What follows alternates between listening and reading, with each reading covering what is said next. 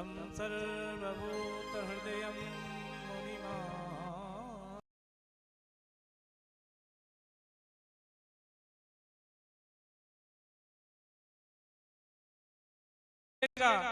कि सनातन धर्म के जो योद्धा होते हैं ना, उन्हें किसी प्रकार के आमंत्रण की आवश्यकता नहीं होती। जहां राम का काज होता है वहां पर दौड़े दौड़े राम जी के भक्त पहुंच जाते हैं। बोलो राधे राधे। तो आज से निरंतर 7 दिनों तक श्रीमद् भागवत की अविरल धारा प्रवाहित होने जा रही है, जिसमें आप और हम सब मिलकर के अवगाहन करेंगे, गोते लगाएंगे। श्री बंसी वाले सरकार ने मनुष्यों के कल्याण के लिए 2 दिव्य धाराएं प्रकट करी। पहली धारा भगवान ने अपने पादार विंद से भागीरथी गंगा के रूप में प्रकट करी, और दूसरी धारा है श्रीमद् भागवत, जिसे भगवान ने अपने मुखार बिंद से प्रकट किया।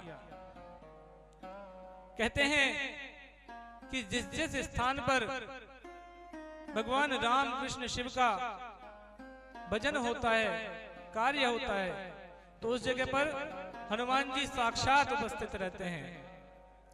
यत्र यत्र रघुनाथ कीर्तनम तत्र तत्र कृतमस्तकांजलिम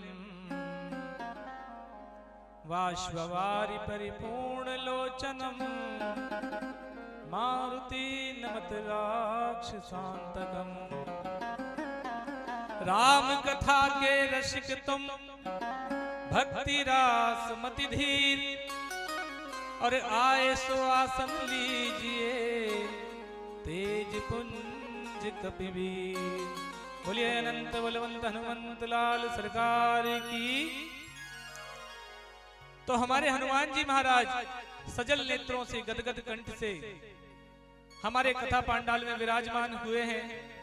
हमारा इस भाव से हम सभी प्रार्थना करें कि हे प्रभु, हमारे इस आयोजन को, हमारे इस कार्य को निर्विघ्न पूर्ण करें, क्योंकि भगवान संकट मोचन है। तो संकट आने से पहले ही तमाम संकटों को दूर करें। आइए, समय अधिक हो गया है, इसलिए कथा में प्रवेश करें। नैमिषारण्य तीर्थ पर 88,000 सौनकादिक ऋषि उपस्थित थे।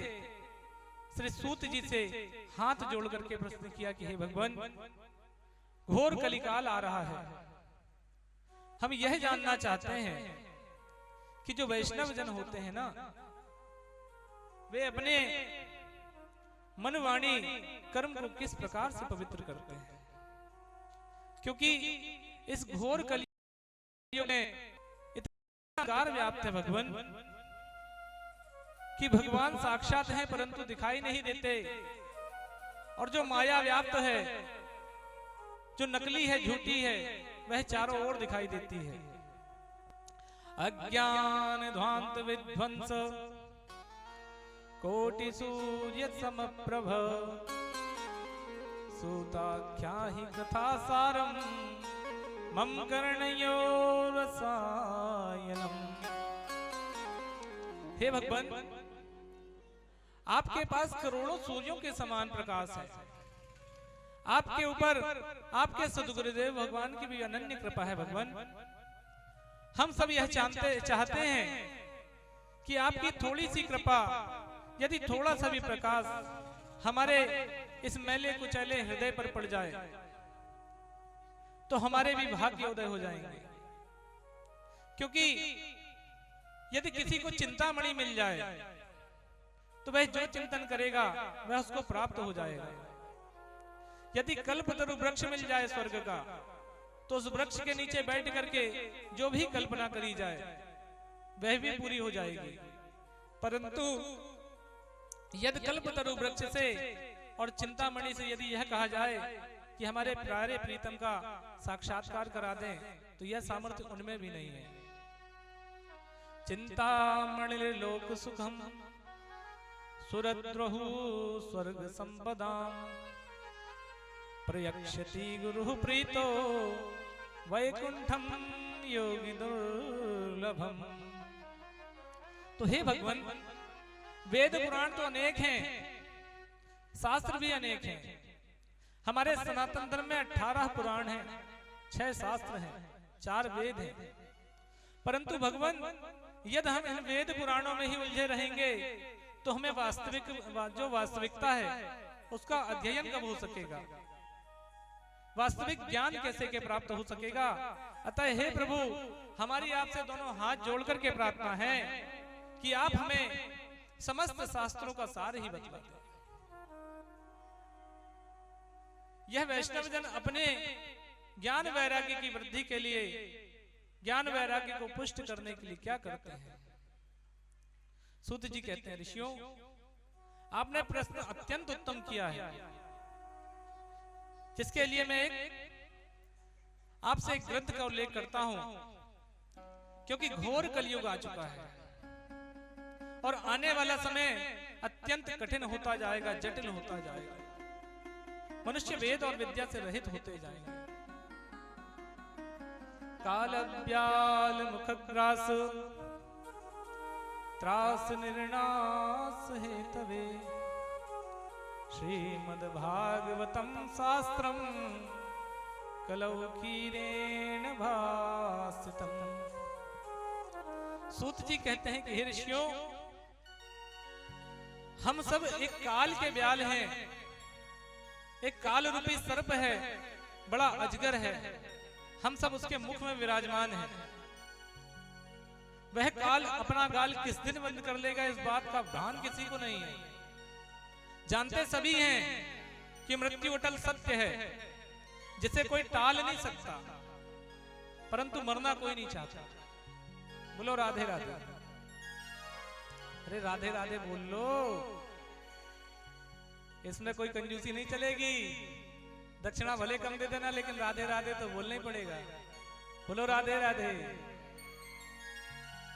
तो सूत जी कहते हैं, ऋषियों की काल के ब्याल में समस्त इस संसार में जन्मे प्राणियों के प्राण हैं। सब जानते हैं कि मृत्यु होना है, परंतु मरना चाहता कोई नहीं है।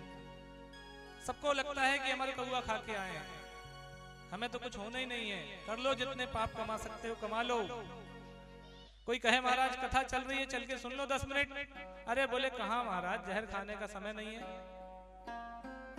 कहां धरी फुर्सत। तो जब समय बीत जाता है उसके बाद पछताते रह जाते हैं। फिर कहावत सिद्ध होती है कि क्या वर्षा जब कृषि सुखानी, ऐसी वर्षा का क्या काम जब कृषि सूख गई। इसलिए समय रहते सिंचन करें। यह मनुष्य तन जो है वो बार बार नहीं मिलता। 84 लाख देह हैं ब्रह्मा जी की बनाई हुई सृष्टि में, और 83,99,999 योनियां पूर्ण करके जब हमारे प्रबल पुण्य उदय हो जाते हैं, तब जाकर के मनुष्य का तन मिलता है। और इस मनुष्य तन को पाकर के भी हम मदमस्त हो जाते हैं। किसी को भगवान का भजन करने की ध्यान नहीं रहते। हमारे सद्गुरुदेव भगवान एक बहुत सुंदर भजन गाया करते हैं। आइए कुछ पंक्तियां हम और आप भी दोहराएं। ए जी बुरो लगे चाहे नो नो जी, बुरो लगे चाहे नो नो जी, एक दिन गोनो होनो जी। बुरो लगे चाहे नो नो जी, एक दिन गोनो होनो जी। बुरो लगे चाहे नो नो जी, एक दिन गोनो होनो जी। बुरो लगे चाहे नो नो जी, एक दिन गोनो होनो जी। बुरो लगे चाहे नो नो जी, एक दिन गोनो होने जी। बढ़िया प्रेम से मस्ती में झूमते हुए प्यारी प्यारी ताली की सेवा करते हुए बोलिए वृंदावन बिहारी लाल की।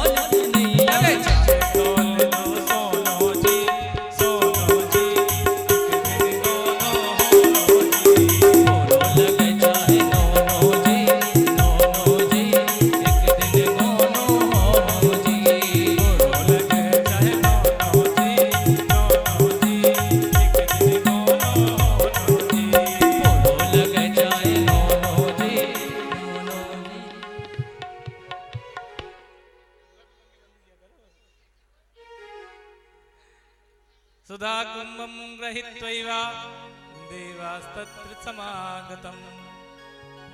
सूत जी कहते हैं कि हे ऋषियों, जैसे ही देवताओं को पता चला कि श्री सुखदेव जी राजा परीक्षित को श्रीमद् भागवत कथा श्रवण कराने वाले हैं, तो तुरंत दौड़े दौड़े सुखदेव जी के पास आ गए और साथ में क्या लेकर के आ गए? सुधा कुंभ, अमृत का कलश। आकर के प्रणाम किया। सुखदेव जी मन में विचार करने लगे कि ये देवता सदा के स्वार्थी हैं, ना कोई यज्ञ किया, ना कोई हवन किया, ना तो इनका कोई आवाहन किया, बुलाए बुलाए आते नहीं। आज भला ऐसी कौन सी आपत्ति आन पड़ी? पूछ लिया। बोले देवताओं, आपका आगमन किस कारण से हुआ? इंद्रादिक देवता कहते हैं कि भगवान, हमने सुना है कि आप राजा परीक्षित को श्रीमद् भागवत कथा श्रवण कराने वाले हैं। बोले ठीक, बात सही सुनी आपने। तो बोले भगवान, हम अपने साथ सुधा कुंभ लेकर के आए हैं, अमृत का कलश। हमने सुना है राजा परीक्षित को 7 दिन का मृत्यु का श्राप है, और यदि ये सुधा कुंभ अर्थात अमृत का पान कर लेंगे तो इनका मृत्यु का भय समाप्त हो जाएगा। सुखदेव जी ने कहा कि अरे ठगियाओं, तुम बदले में क्या चाहते हो? तो देवता क्या मांग रहे हैं बदले में? ध्यान से सुनना। प्रपश्यामो वयम सर्वे श्रीमद्भागवतामृतम्। क्या कह रहे हैं देवता? कह रहे भगवान, हम जो सुधा का कुंभ लेकर के आए हैं ना, अमृत का कलश, वह आप हमसे ले लें और राजा परीक्षित को ग्रहण करा दें। जब राजा परीक्षित अमृत का पान कर लेंगे तो मृत्यु का भय समाप्त हो जाएगा, और बदले में जो आप श्रीमद् भागवत परीक्षित को सुनाने जा रहे हैं ना, वह आप हमें सुना। सुखदेव जी हंस पड़े और कहने लगे कि अरे देवताओं, ये तो सौदा हो गया, और इतना ओछा सौदा। तुम कांच का टुकड़ा देकर के हमसे करोड़ों की अमूल्य मणि मांगने आ गए। क्वा स्वधा क्वा कथा लोके क्वा काचः का मणिर्महान् ब्रह्मरातो विचार्यव तदा देवांजहासः।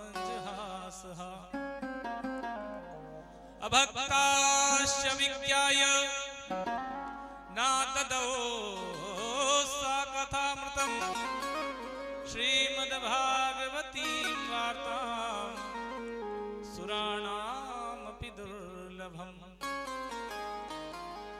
सूत जी कहते हैं कि हे ऋषियों, सुखदेव जी ठहाका मार करके हंस पड़े और कहने लगे, अरे ठगियाओ, तुम कांच का टुकड़ा देकर के हमसे अमूल्य मणि लेने आए हो, चलो भागो यहां से। और ऐसा डांट फटकार करके समस्त इंद्रादिक देवताओं को भगा दिया। सूत जी कहते हैं कि ऋषियों, पंचम स्कंद में श्री सुखदेव जी महाराज ने इस भारत भूमि की महान गौरव गाथा गाई है। न यत्र वैकुंठ कथा सुधापगा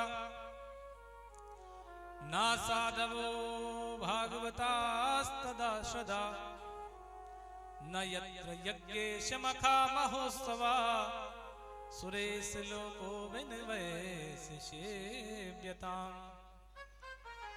सुखदेव जी कहते हैं कि राजन, स्वर्ग में भोग विलास की तमाम वस्तुएं उपलब्ध हैं। आप अमूल्य से अमूल्य रत्नों को अपने ऊपर धारण कर सकते हैं, वस्त्र धारण कर सकते हैं, 56 प्रकार के भोग कर सकते हैं, परंतु भजन की कोई सामग्री स्वर्ग में उपलब्ध नहीं है। ये देवता ना, जब किसी क्षेत्र में किसी स्थान पर बड़े बड़े यज्ञ महोत्सव होते हैं, अष्टोत्तर शत होते हैं, कहीं पर श्रीमद् भागवत, शिव महापुराण, देवी पुराण चलते हैं, तो ये देवता अपनी बालकनी से झांकते हैं और मन ही मन अपने आप के मन को कसोटते हैं और कहते हैं कि काश हम भी मनुष्य होते, तो हम भी भगवान का भजन कर सकते हैं, क्योंकि भजन की कोई सामग्री उपस्थित नहीं है, यज्ञ की कोई सामग्री उपस्थित नहीं है स्वर्ग में। ये सौभाग्य सिर्फ आपको और हमको है, बाकी और किसी को नहीं है। इसलिए अपने स्तन पर बहुत गर्व करना चाहिए कि हमको मनुष्य जैसा देह भगवान ने दिया। आगे आप कथा में श्रवण करेंगे कि इस मनुष्य तन की क्या महिमा है। इस प्रकार जब सूत जी ने सौनकादिक ऋषियों से कहा तो सौनकादिक ऋषियों ने पुनः प्रश्न कर लिया।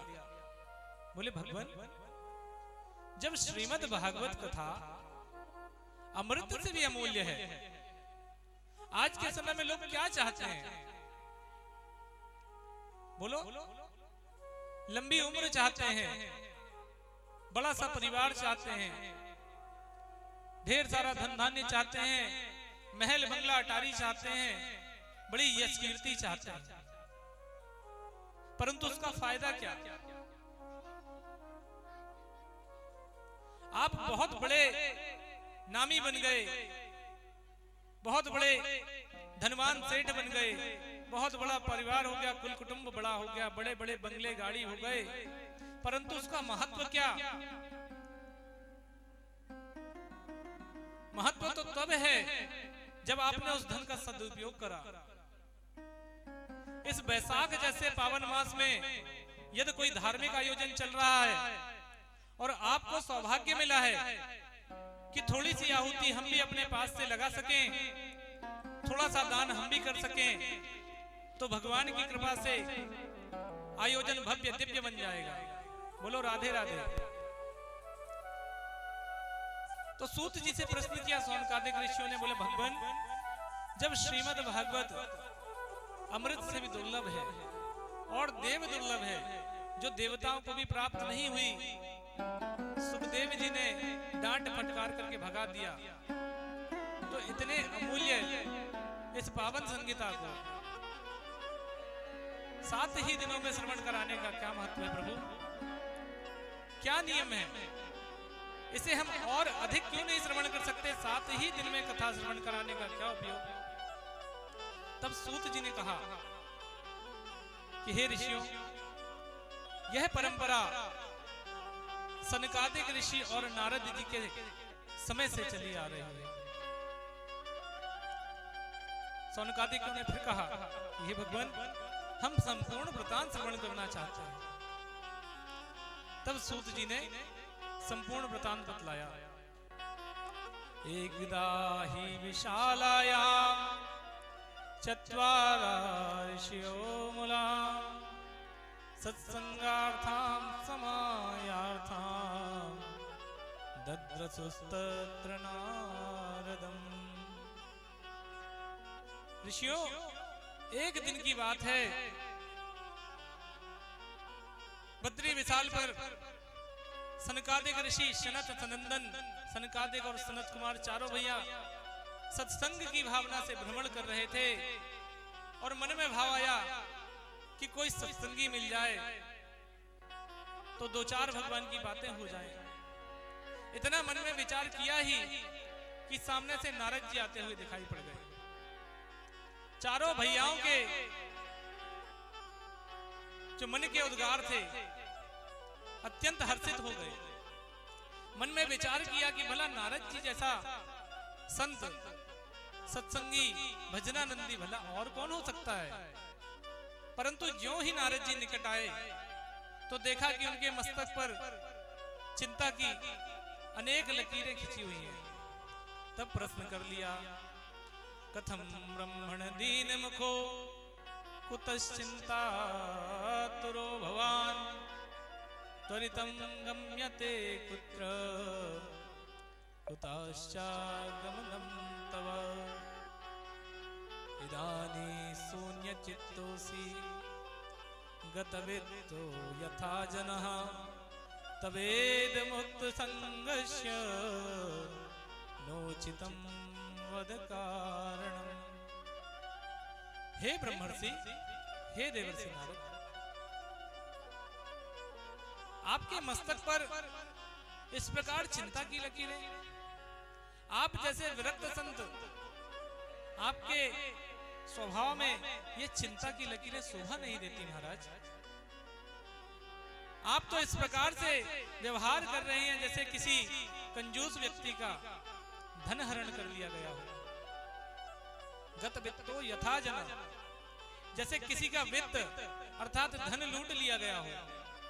आप ऐसे लुटी पिटी हालत में कहां से आ रहे हैं और इतनी जल्दी जल्दी में जा कहां से रहे हैं?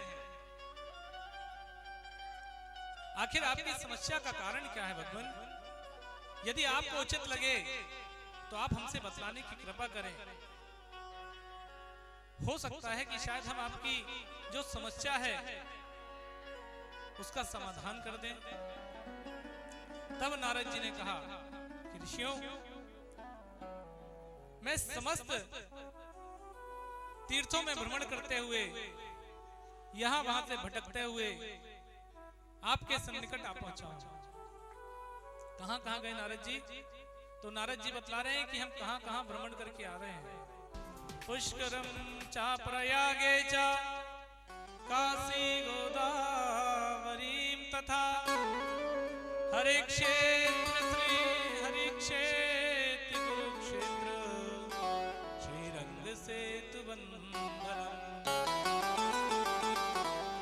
एवमादिस तीर्थेषु ब्रह्ममाणि तस्तथा नापायाम कुत्रचित् शर्मः मनः संतोषकारकम्। नारद जी कहते हैं कि ऋषियों, मैं पुष्कर गया, प्रयागराज गया, हरिक्षेत्र, कुरुक्षेत्र, श्रीरंग सेतु बंधन, हर प्रमुख तीर्थ पर गया, परंतु मेरे मन को शांति ना मिली। मैं सत्संग की भावना से पृथ्वी पर भ्रमण कर रहा था, परंतु समस्त मुख्य तीर्थ दर्शन किए भगवान मैंने, मुझे मन को शांति प्राप्त ना हुई। फिर क्या किया नारद जी? बोले मेरे मन में विचार आया कि तपस्वियों के यहां चलता हूं, संतों के यहां चलता हूं। संत तो सत्संगी होते हैं ना, क्योंकि संतों के यहां तो निरंतर भजन चलता रहता है। परंतु नारद जी ने क्या देखा? वर्णन कर रहे हैं, पाखंड निरतः संत। भगवान, समस्त संत पाखंड पारायण हो गए। पता किया जाता है कि इतना कोलाहल कहां हो रहा है, इतना शोरगुल कहां हो रहा है, तो शिष्य बताते हैं कि मौनी बाबा का आश्रम है। अब बताइए, मौनी बाबा के आश्रम में भला शोरगुल होता है? प्रश्न किया, बोले ये बालक किसके खेल रहे हैं नन्हे नन्हे? बोले ब्रह्मचारी जी महाराज के।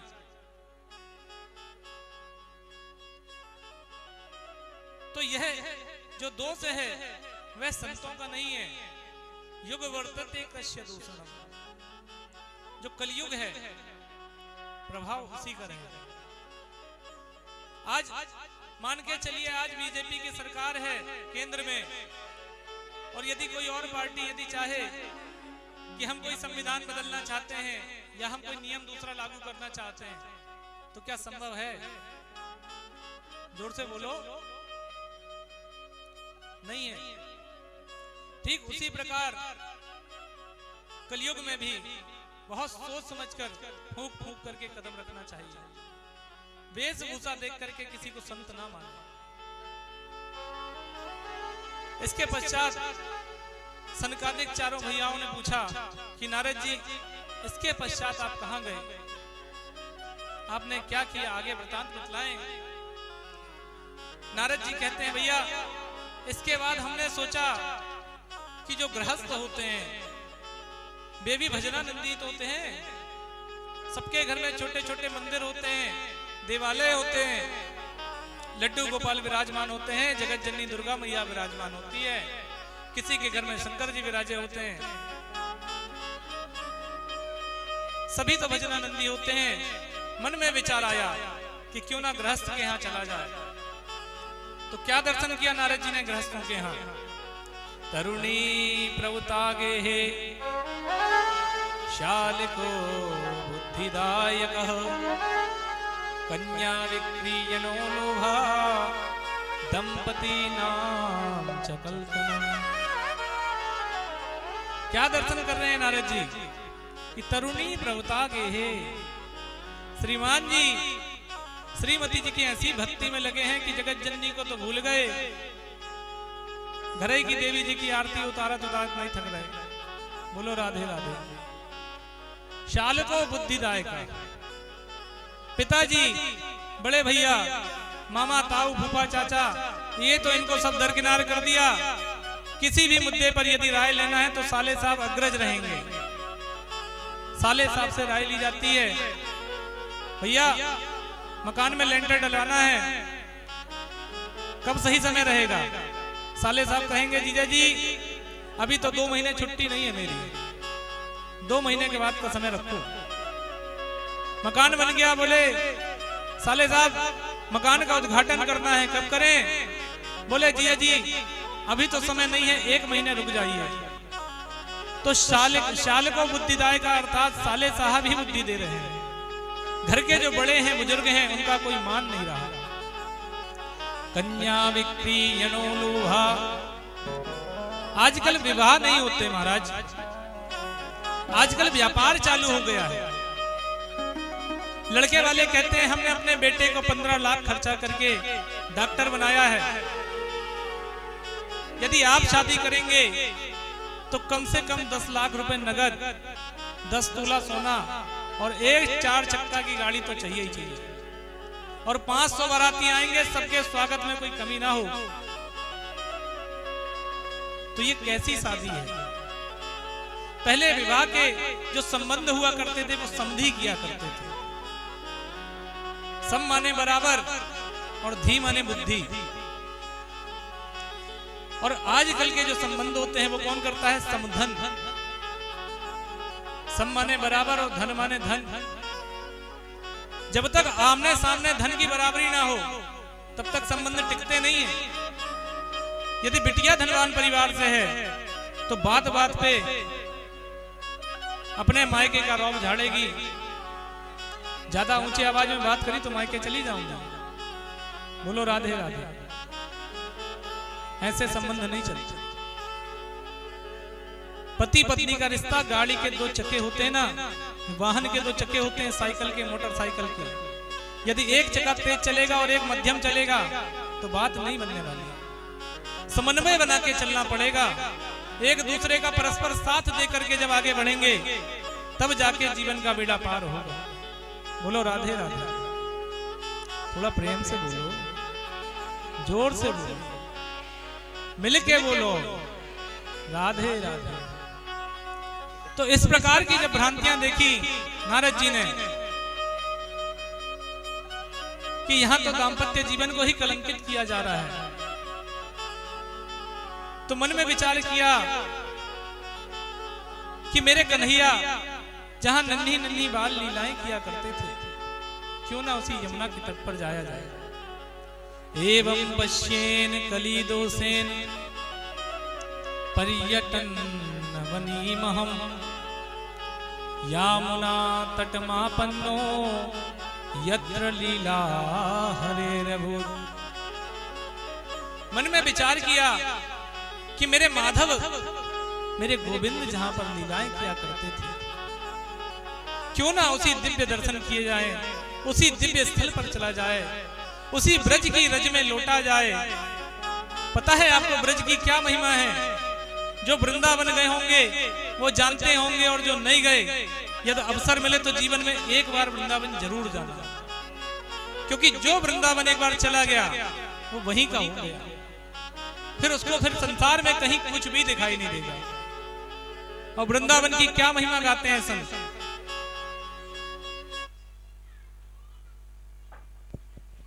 वृंदावन की क्या महिमा गाते हैं संत, ध्यान से श्रवण करिएगा। ब्रजे बसंतम नवनीत चोरम गोपांगनानाम यदुकुल चोरम। ब्रज के बसने वाले हैं हमारे कन्हैया, और गोपियों का चीर हरण करने वाले हैं। और क्या चुराते हैं? बोले अनेक जन्मा जिन पतित पाप चौरम चौरम ग्रगण्यम पुरुषम नमामि।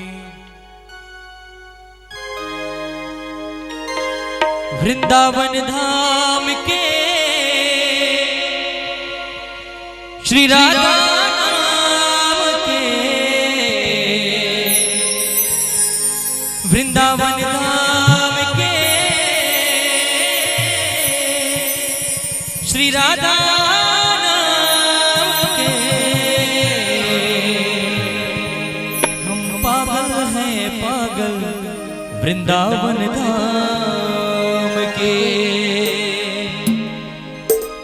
हम पागल हैं पागल वृंदावन धाम के, हम पागल हैं पागल वृंदावन धाम के, वृंदावन धाम के श्री राधा नाम के, वृंदावन धाम के श्री राधा नाम के, हम पागल पागल। देखिए भाई, वृंदावन धाम का जो पागल होता है ना, वो दोनों हाथ ऊपर करके ताली बजाता है।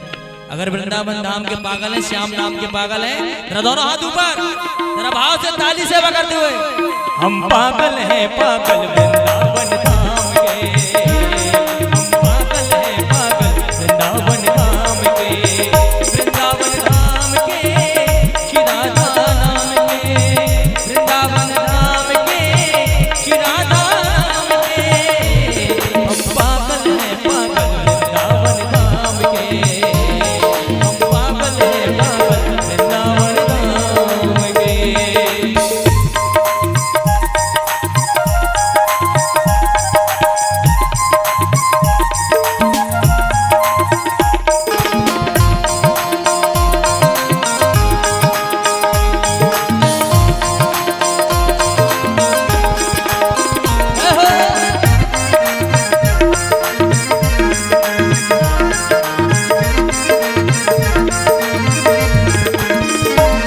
बोले श्याम नाम के पागल वृंदावन पागल खाने, बोले श्याम नाम के पागल पागल वृंदावन खाने, मस्ती में मस्त है रहते मेरे पागलपन नजराने में, मस्ती में मस्त है रहते मेरे पागलपन नजराने में, मन तू भी पागल हो जा, मन तू भी पागल हो जा, मस्तान तरंग में खो जा, मस्तान तरंग में खो जा, चढ़ जाए नशा पर तुझको श्याम के नाम में, हम पागल। अच्छा कौन कौन पागल, जरा हाथ ऊपर करके बताएं। अच्छा नीचे करिए, जो भगवान के नाम के पागल नहीं, जरा वो हाथ ऊपर करेंगे। अच्छा पागल नहीं भी है तो भी हाथ ऊपर, पागल है तो भी, अरे कंफ्यूज हो रहे हैं। जरा एक बार दोनों हाथ ऊपर, जो भगवान नाम के पागल हैं, और ऐसे ऐसे पागल हैं कि नाच के भी बताते हैं कि हम इतने पागल हैं भगवान के नाम में। जरा दोनों हाथ ऊपर, हम पागल हैं पागल वृंदावन धाम के, हम पागल हैं पागल वृंदावन धाम के, वृंदावन धाम के, देखिए ये है असली पागल, वृंदावन धाम के श्री राधा नाम के, हम पागल पागल पागल, हम पागल हैं पागल वृंदावन धाम के, हम पागल हैं पागल वृंदावन धाम के। देखो बोला सभी पागलों की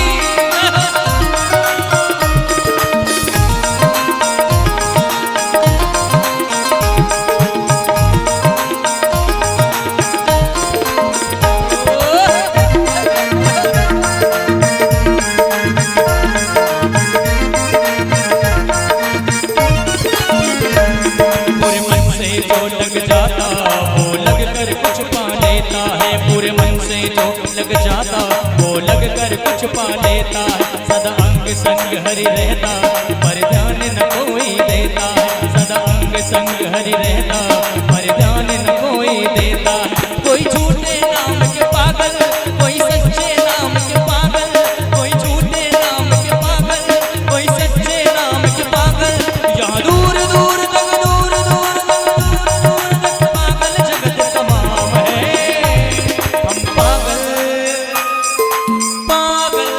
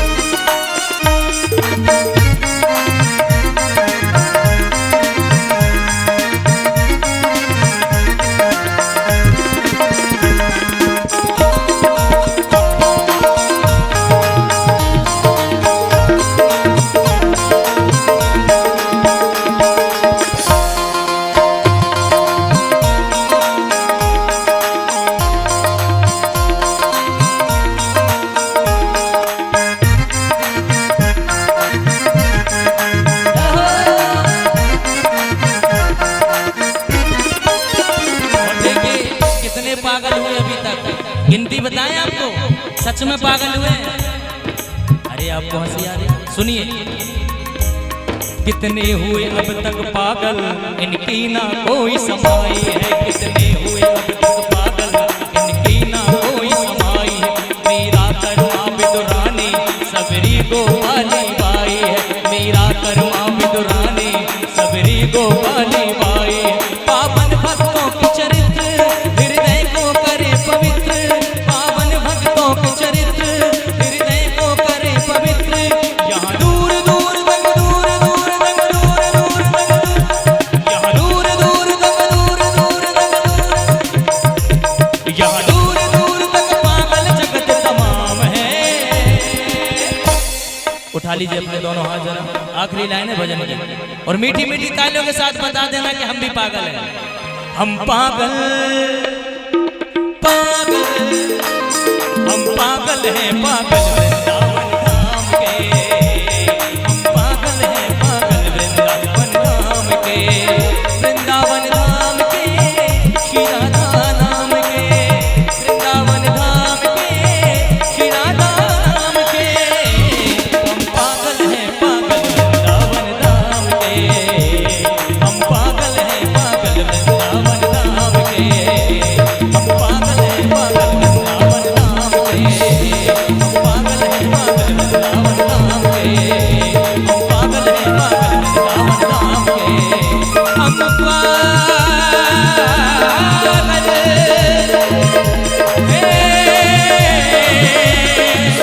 वृंदावन धाम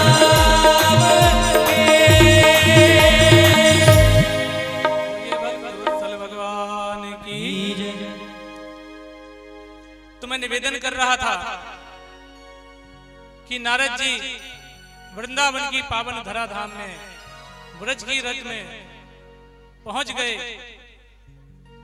और वहां का वृतांत बतला रहे हैं सनकादिक चारों भैयाओं से। कह रहे हैं भैया मैंने वहां एक बड़ा आश्चर्य देखा। सनकादिक कहने लगे क्या देखा? तो नारद जी क्या कह रहे हैं कि तत्राश्चर्य मया दृष्टाम श्रूयताम तन मुनीश्वर। एका तु तरुणी तत्र निशन्नाखिन मानसः। हे भगवान, मैंने वहां पर देखा कि यमुना नदी के किनारे एक 16-17 वर्ष की नव युवती अपनी गोद में दो वृद्धों को लिटा करके रोए जा रही है, रोए जा रही है। मेरे मन में भाव आया कि आखिर यह स्त्री कौन है, क्यों इतना विलाप कर रही है, और इसकी गोद में जो वृद्ध लेटे हुए हैं वे आखिर हैं कौन? मैंने मन में विचार किया कि इस स्त्री के निकट जाकर के पूछ लूं कि ये कौन है, इनकी समस्या का क्या कारण है। परंतु हिम्मत ना जुटा सका, क्योंकि स्त्रियों का चरित्र पल में सुखी पल में दुखी। बोले यदि मैं गया और कारण कुछ और हुआ तो कहो मुझे ही दोष देने लग जाए कि बाबा तू अपना काम कर, तो ही का लेनो। तो नारद जी लौटने लगे।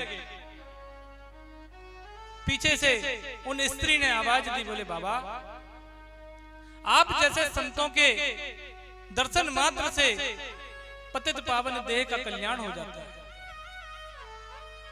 बोले भगवान आप मुझ जैसी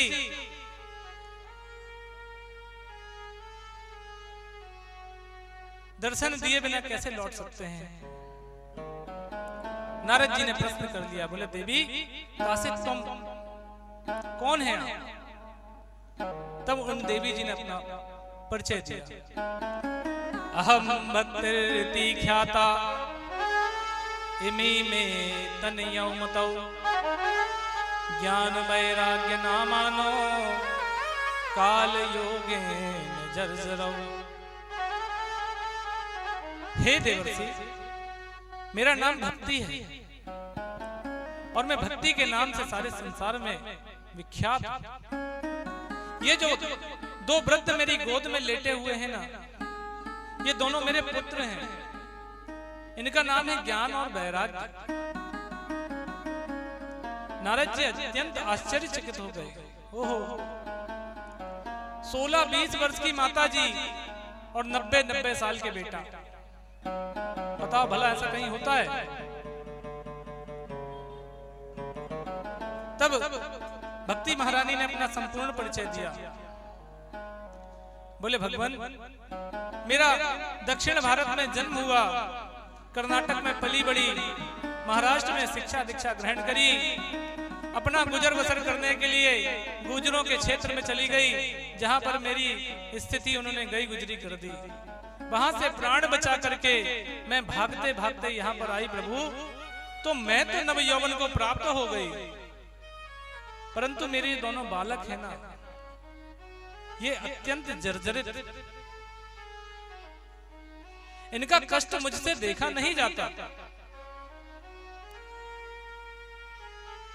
नारद जी इस दशा को देख करके अत्यंत दुखी हुए। जिस प्रकार अशोक वाटिका में हमारी जगत जननी सीता मैया सशोक बैठी हुई थी, जहां पर हमारे पवन तनय उन्हें देख करके अत्यंत दुखी हुए। परम दुखी व पवन तनय देख जानकी दीन। तो क्या किया हनुमान जी महाराज ने? रामचंद्र गुण वरने लागा, रामचंद्र गुण वरने लागा, रामचंद्र गुण वरने लागा, रामचंद्र वरने लागा, सुनत सीता दुख भागा, सुनत सीता दुख भागा। तो जब वैदेही मैया के सामने रामचंद्र भगवान के गुण गणों का बखान किया हमारे हनुमान जी महाराज ने, क्योंकि बुद्धिमानों में बुद्धिमान, बलवानों में बलवान, भक्तों में भक्त शिरोमणि, ऐसा दूसरा कोई हो ही नहीं सकता। तो इसी प्रकार नारद जी भी भक्ति मैया की इस दशा को देख करके अत्यंत दुखी हुए और प्रण ले लिया कि हे मैया, जब तक मैं आपके दोनों बालकों को पुष्ट न कर दूं, इनको इनका नवीन देह न प्रदान कर दूं, प्राप्त करा दूं, तब तक मैं नारायण का भक्त नारद कहलाने योग्य नहीं। ऐसा वचन ले लिया नारद जी ने, और नारद जी ने अब उनका उपचार करना प्रारंभ किया। अपने थैले में से निकाल करके उन्होंने सर्वप्रथम वेदों का पाठ प्रारंभ किया। ऋग्वेद, यजुर्वेद, सामवेद, अथर्ववेद, चारों वेदों का पारायण करा दिया। कोई चेतना न जागी। एक एक करके 17 पुराण सुना दिए। तनिक भी शरीर से कंपन हुई तक नहीं। उसके पश्चात नारद जी ने गीता का पाठ प्रारंभ किया। ज्ञान और वैराग्य ने आंखें तो खोली गीता का पाठ सुन करके, परंतु पुनः बंद कर ली। अब नारद जी के मन में विचार आया कि आखिर मैं करूं तो करूं क्या? मेरे पास जितनी उपचार की दवाइयां थी मैंने तो सारी इनको खिला दी, अब मैं और क्या कर सकता हूं? तो मन में विचार किया।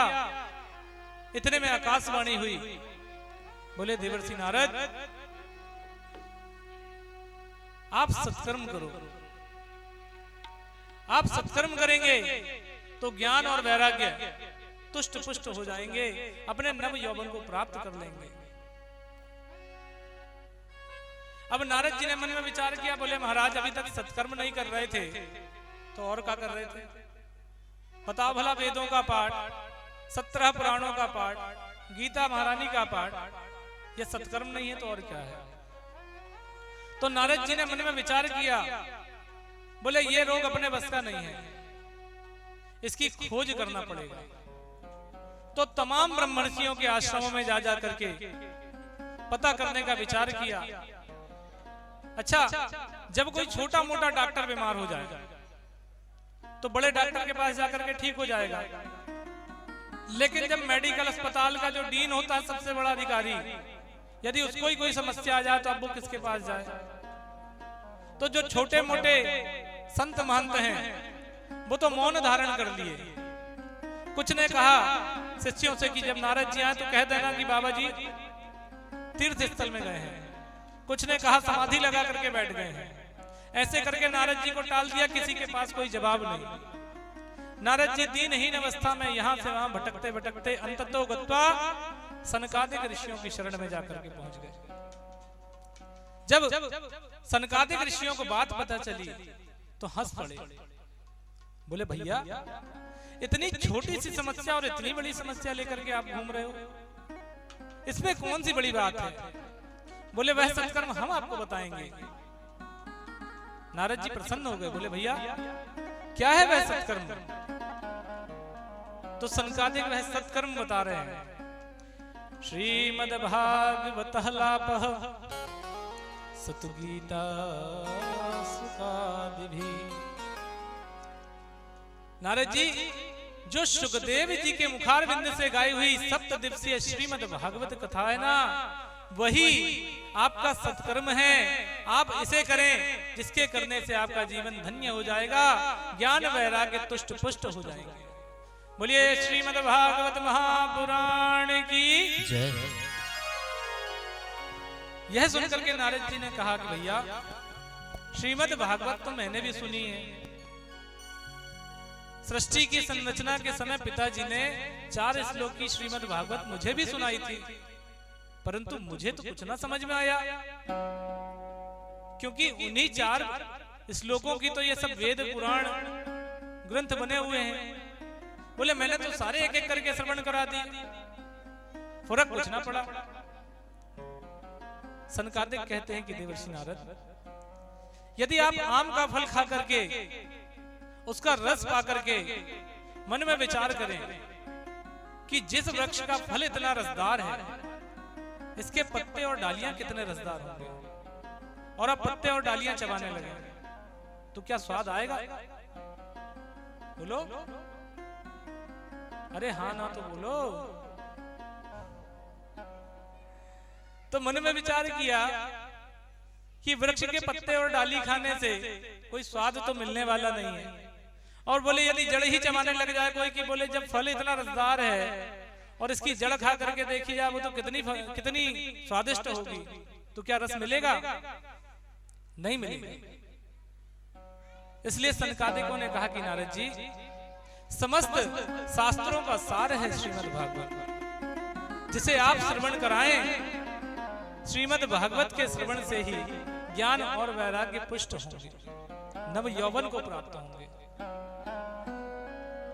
यह सुनकर के नारद जी के जो हृदय पटल पर थोड़ी थोड़ी समस्याएं व्याप्त थी, वे सब दूर हट गए।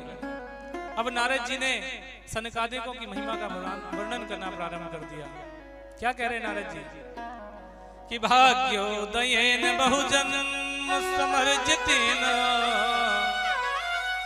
सत्संगम चलवते पुरुषो यदा वै अज्ञान ध्वांत हेतु कृतमोह मदांधकारम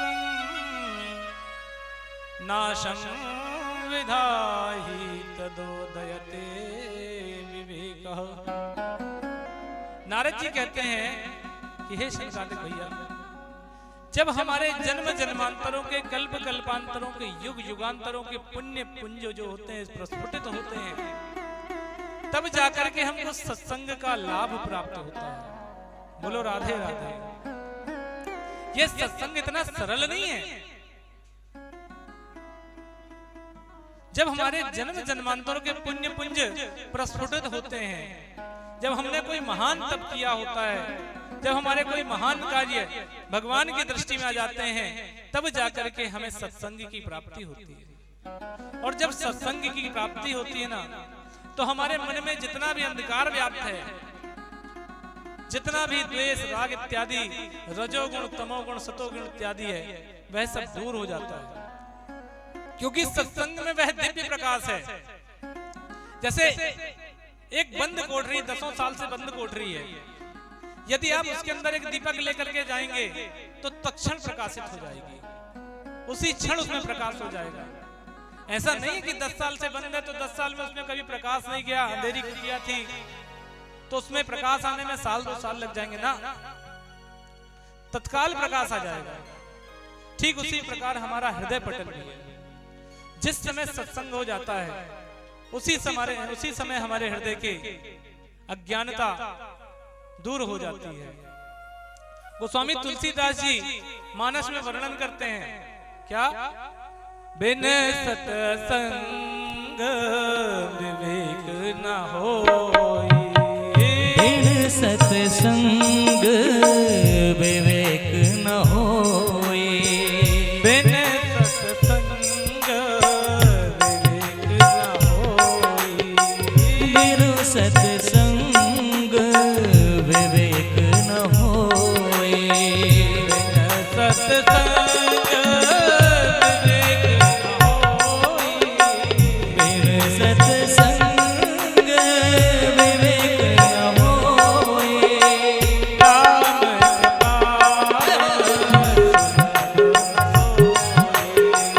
राम कृपा बिन सुलभ न सोई, आवत एहि कर अधिक कठिनाई,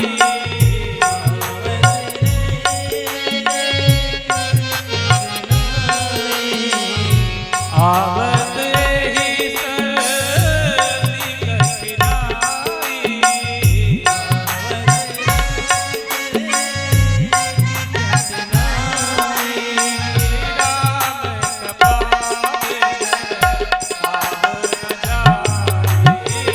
राम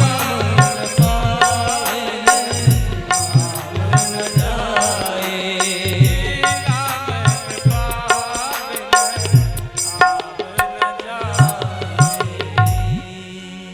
गोस्वामी जी वर्णन करते हैं कि बिन सत्संग विवेक न होई और राम कृपा बिन सुलभ न सोई। बिन हरि की कृपा के सत्संग संभव नहीं है। जब वो हमारे ऊपर कृपा करता है ना तब जाकर के हमारे जीवन में सत्संग होता है। बात नारद जी के समझ में आ गई। नारद जी ने कहा कि भैया आपने हमको रास्ता तो दिखा दिया, मंजिल तक कौन पहुंचाए? श्रीमद् भागवत कथा आपसे अच्छा वक्ता भला कोई हो सकता है संसार में? अब तो हम आपसे ही कथा सुनाएंगे, कथा सुनेंगे। क्या आप हमें कथा सुनाएंगे? सनकादिक अत्यंत प्रसन्न हो गए और नारद जी से कहते हैं, नारद जी हमारे पास तो 2 ही काम हैं। बोले क्या? एक या तो कोई सुने और दूसरा कोई सुनाए। यदि आपके मन में भाव है कि हम कथा सुनाएं तो हम अवश्य आपको कथा सुनाएंगे, परंतु कथा होगी कहां? तो विचार किया गया। ये चर्चा कहां चल रही थी? बद्री विशाल में, बद्रीनाथ धाम। तो विचार किया गया कि कथा कहां हो। तो कथा का विचार किया गया कि हरिद्वार में कथा होगी। नारद जी ने कथा का जो आयोजन किया वो हरिद्वार में किया। क्यों किया? क्योंकि जो नीचे से कुछ लोग हैं, हरिद्वार से नीचे के हिस्से में, वो लोग हरिद्वार आसानी से आ सकते हैं, और बद्री विशाल के जो लोग हैं वो बद्री विशाल से नीचे आ सकते हैं। इस कारण से कथा हरिद्वार में संपन्न कराई गई। कौन कौन आया कथा सुनने? ध्यान से सुनिएगा। भृगुर वशिष्ठ चम्माश गौतम मेधा तिथि देवल देवरातौ। सर्वप्रथम पहली पंक्ति में भृगु ऋषि चले आ रहे हैं। दौड़े दौड़े भागे भागे सपरिवार सकुटुंब अपने शिष्यों को लेकर के, और तो और अपने गाय बछड़ों को भी लेकर के आ गए। बोलो राधे राधे। सबको लेकर के पहुंच गए। भृगु वशिष्ठ चमनाश मेधा तिथौ देवल देवरातौ गौतम ऋषि इत्यादि समस्त ऋषिगण दौड़ दौड़ करके भाग भाग करके हरिद्वार में आकर के विराजमान हो गए। और देखते ही देखते सारा पांडाल, पहले तो पांडाल चला ही नहीं करते थे, बोलो राधे राधे, फक्कड़ शाही की कथा थी, तो जिसको जहां यथा योग्य स्थान मिला वहीं पर विराजमान हो गए और कथा श्रवण कराना प्रारंभ किया सनकादिकों ने। बोलिए श्रीमद् भागवत महापुराण की। अब कथा प्रारंभ हुई ही थी कि मंगलाचरण का प्रथम श्लोक बोला है सनकादिकों ने, सदा सेव्या श्रीमद् भागवती कथा यस्यां श्रवण मात्रेण हरिष्येत समाश्रयेत्। हे देवर्षि नारद, सदा सेव्या श्रीमद् भागवती कथा। लोग एकाध बार कथा श्रवण कर लेते हैं ना, जब कोई बोले कि महाराज कथा हो रही है श्रवण कर लो, अरे हमने तो बड़ी बड़ी कथाएं कराई हैं, हमने तो खुद पर्सनल कथा कराई है। तो यहाँ सनकादिक कह रहे सदा सेव्या जीवन पर्यंत, जब तक जीवन है आखिरी श्वास तक सदा कथा सुनते रहो, हरि का नाम भजते रहो। यह ऐसी औषधि है कि कभी आपको नुकसान नहीं करेगी, आप जितना ज्यादा ग्रहण करेंगे उतना ज्यादा आपको लाभ ही होगा। और इसके श्रवण करने से फायदा क्या होता है? फायदा ये होता है कि हरिश्चित्त समाश्रय, हमारे जो मुकुंद आनंद कंद भगवान श्री कृष्ण है ना, वो आकर के हमारे हृदय में अपने आप विराजमान हो जाते हैं। बोलिए भक्त वत्सल भगवान की। इतनी कथा चली ही रही थी कि वहां पर नारद जी के मन में विचार आया कि जब इतनी दिव्य भव्य कथा का आयोजन हुआ है, समस्त देवी देवता, कोई मृदंग बजा रहा है, कोई झांझ बजा रहा है, कोई मंजीरा बजा रहा है, कोई ढोलक तबला इत्यादि वाद्यों में संलग्न है, देवता इत्यादि वायुदेव इत्यादि जन जन जन जन वायु इत्यादि चला रहे हैं, क्यों ना कोई नृत्य करने वाला यहाँ पर हो तो आनंद की सीमा और अधिक बढ़ जाए। और इतना मन में विचार किया ही था कि क्या हुआ कि भक्ति सुतौ तो तरुणो गृहीत्वा प्रेमे करूपा सहसा विरासी। श्री कृष्ण गोविंद हरे मुरारे नाथेति नामानि मुहुर्वदन्ति। आइए हम भी मिलकर के भगवान का मधुर भजन सभी मिलकर के गाएं। श्री कृष्ण गोविंद हरे मुरारी, हे नाथ नारायण वासुदेवा। श्री कृष्ण गोविंद हरे मुरारी, हे नाथ नारायण वासुदेवा।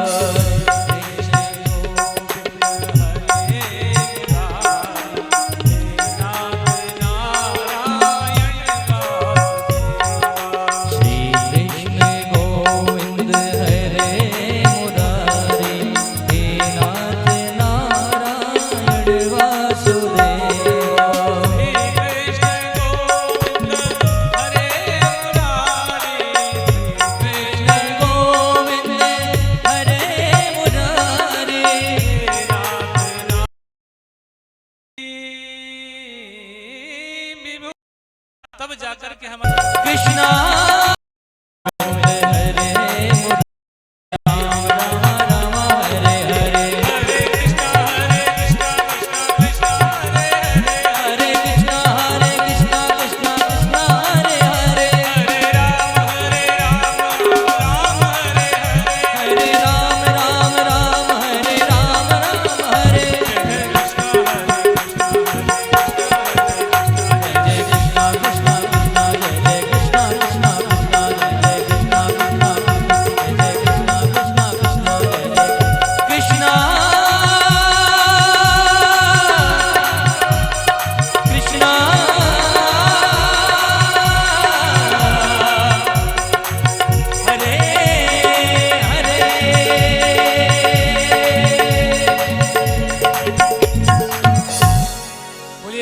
कन्हैया लाल की जय। श्रीमद् भागवत महापुराण की जय। आज यहाँ पर कथा को विश्राम देंगे क्योंकि समय काफी विलंब हो गया है। अभी आरती के लिए सभी प्रेम से खड़े हो जाएंगे।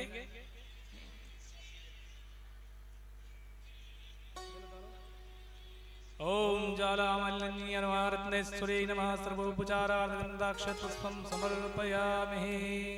हरि ओम श्री ज्वालामालिन्यै नमः। जले ज्वाला थले ज्वाला ज्वाला पर्वत मस्तके तेरे लोक व्यापिनी ज्वाला ज्वाला देवी नमोस्तुते। सर्वोपचारार्थे जलगन्धाक्षतपुष्पाणि समर्पयामि। ओम चंद्रे महामनसो जातचक्षुः सूर्यो अजायत सूत्राद्वायश्च प्राणश्च मुखादग्निरजायत।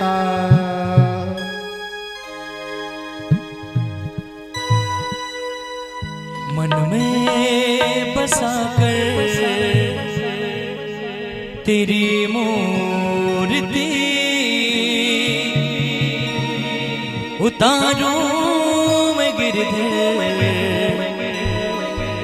तेरी